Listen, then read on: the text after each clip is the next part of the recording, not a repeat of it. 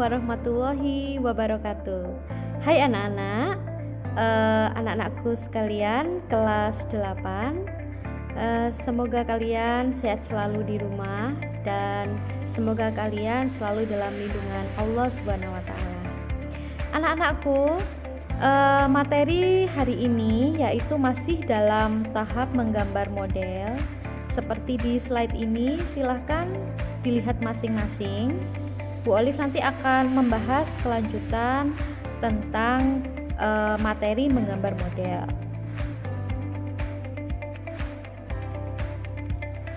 Sebelum kita mulai pembelajaran hari ini, sebaiknya kita mengucapkan basmalah terlebih dahulu bersama-sama agar semuanya berjalan dengan lancar. Bismillahirrahmanirrahim. KD 3.1 masih sama, tujuannya pun masih sama. Langsung saja pada alur pembelajarannya masih sama. Kemudian Ibu akan mengulas sedikit tentang materi minggu lalu. Di materi minggu lalu kita membahas tentang pengertian menggambar model, kemudian struktur menggambar model dan prinsip-prinsip menggambar model.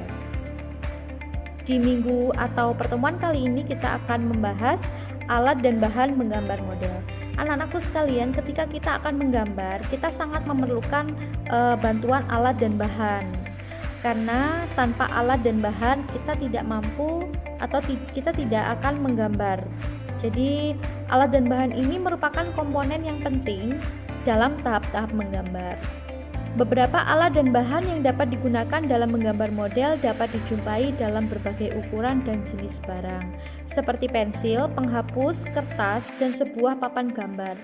Barang-barang ini memiliki fungsi dan kegunaannya masing-masing.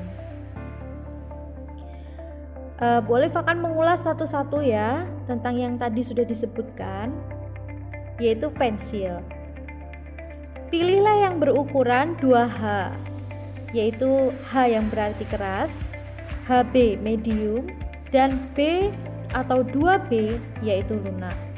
Gunakan peraut pensil untuk meruncingkan ujung pensil. Kita juga bisa menggunakan sepotong kecil kertas amplas untuk mempermudah mengatur keruncingan pensil tersebut sesuai dengan kebutuhan yang kita butuhkan ya. Jadi menggambar pun tidak harus runcing, tapi kalau memang kita membutuhkan runcing, maka perlu kita bisa meruncingkan pakai peraut, juga bisa meruncingkan pakai kertas amplas. Nah, ini beberapa contoh jenis pensil ya. Jadi banyak sekali pensil yang biasa kita gunakan itu mereknya H ataupun mereknya bukan merek, maksud saya jenis H atau jenis B biasanya kita gunakan. Dan B kita biasanya pakai ukuran yang 2B.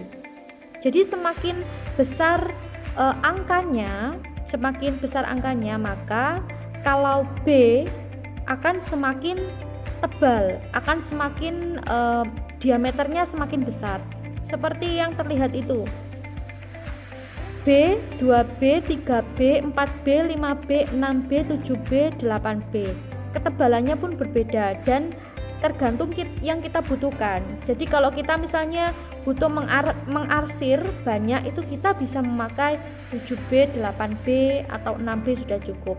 Tapi kalau untuk menggambar atau menulis biasa, kita cukuplah memakai 2B saja. Begitu anak-anak. Kalau H itu kita kalau ingin lebih lebih tipis, hasilnya lebih tipis, kita boleh memakai pensil H. Kalau pensil H itu nanti hasilnya tipis. Nah, itu ada H, 2H, 3H, 4H, 5H, 6H.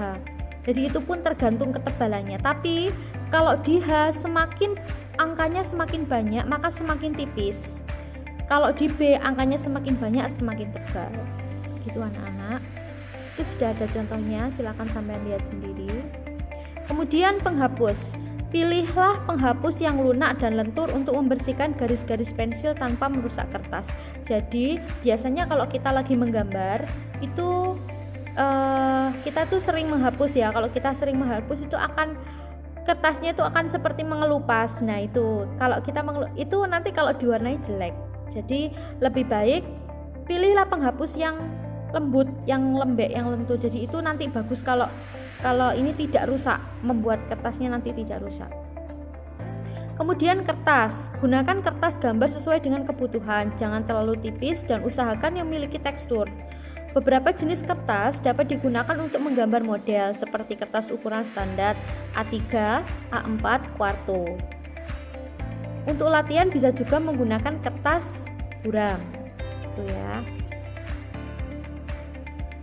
Kemudian menggunakan pensil warna. Penggunaan pensil warna dapat dilakukan dengan cara mengarsir atau memblok warna. Tekanan pada penggunaan pensil sangat mempengaruhi ketajaman warna. Jadi kalau misalnya pengen tipis-tipis ya tidak usah ditekan terlalu. Nanti kalau pengen terlalu tebal warnanya ya tinggal ditekan atau diulang. Nah, anak-anakku sekalian, ada tipe seniman yang menggambar langsung dengan pensil warna ada. Tapi kalau kalian untuk belajar, lebih baik kita menggunakan pensil terlebih dahulu untuk membuat sketch agar nanti kalau misalnya ada yang salah kita bisa hapus dulu gitu anak-anak, baru diwarna. Kemudian ada krayon.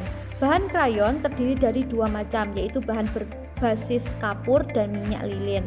Jadi krayon itu ada yang berbahan berbasis kapur, ada yang minyak lilin. Biasanya yang kita lihat biasanya itu pada umumnya adalah berbahan minyak atau lilin yang ada di video itu, ada di terlihat di gambar itu. Nah, itu biasanya kita menggunakan minyak. Biasanya kalau menggunakan minyak itu lebih lembut, lebih lunak. Nah, seperti itu. Dan itu nanti akan mudah kita baurkan kalau kita menggunakan minyak. Baik, kemudian cat air. Bentuk cat air terdiri atas bentuk tub dan batangan. Pada bentuk tub menggunakan palet, sedangkan cat air dalam bentuk batangan dapat langsung digunakan di kemasannya. Contoh yang saya contohkan itu adalah bentuk batangan anak-anak. Jadi yang bentuk batangan gitu bisa langsung kita aplikasikan ke kertas. Misalnya kita ambil kertas gitu, bisa langsung kita coret di situ. Jadi tidak perlu menggunakan kuas. Tapi kalau berbentuk tub itu kita memerlukan kuas dan palet untuk mencampur warnanya. Nah, kalau yang berbentuk gitu tidak perlu, tidak apa-apa. Tapi kalau misalnya butuh ya dipakai. Cat air tuh kita bahannya bisa menambah air. Jadi cat air tuh kita bisa menambahkan air ke dalam cat air tersebut.